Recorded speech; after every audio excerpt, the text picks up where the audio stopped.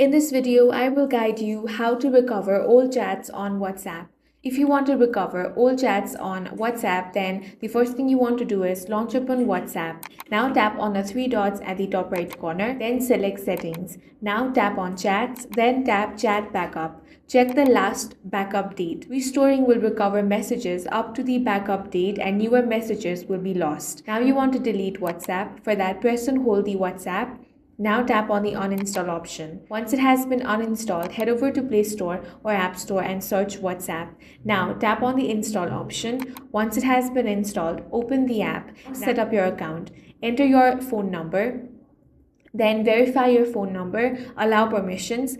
After that, this box will appear. Here you want to tap on the restore backup option. Now wait for the process to be completed, then tap next.